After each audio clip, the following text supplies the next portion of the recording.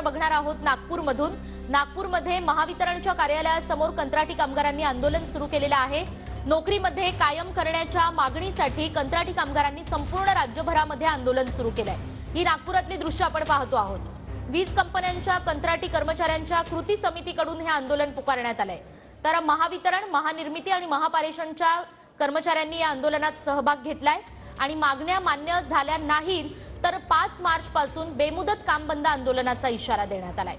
गजानन उमाटे आपले प्रतिनिधी आहेत नागपुरातनं आपल्या सोबत। गजानन, काय नेमक्या मागण्या आहेत सविस्तरपणे?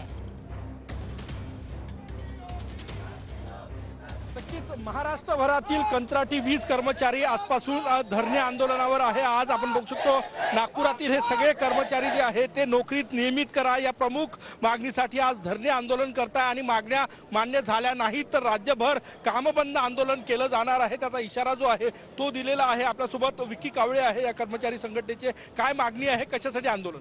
हे आमचं जे महाराष्ट्रातील कंत्राटी कामगार आहे 15 ते 20 वर्षापासून कंत्राटी कामगार म्हणून काम करत आहे। आमचं शासन आणि प्रशासनाला अशी विनंती आहे, जे कंत्राटी कामगार आहे त्यांना शाश्वत रोजगार दिला पाहिजे। आज मागणी मान्य झाली नाही तर काय भूमिका? आमचं 28 आणि 29 तारखेला 2 दिवसीय धरणे आंदोलन आहे आणि 5 मार्च पासून महाराष्ट्र अंधारात जाणार।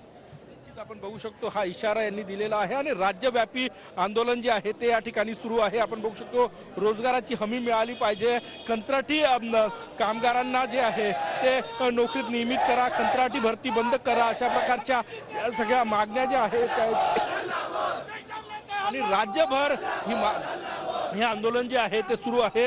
नागपुरातील काटोल रोड चौकात जे कार्यालय आहे महावितरणचं त्या समोर आज दिवसभर हे कंत्राटी कर्मचारी बसलेले आहे आणि राज्यभर कंत्राटी वीज कर्मचाऱ्यांचं हे आंदोलन जे आहे ते सुरू आहे। नोकरीत नियमित करा, वेतनवाढ द्या, कंत्राटीकरण बंद करा या प्रमुख मागण्यांसाठी हे आंदोलन जे आहे ते सुरू आहे आणि मागण्या मान्य झाल्यानंतर बेमुदत या मागण्यांना आता शासन प्रशासनाकडून कसा प्रतिसाद मिळतो बघणं महत्त्वाचं असेल। जाणून घेत राहू तुर्तास। धन्यवाद।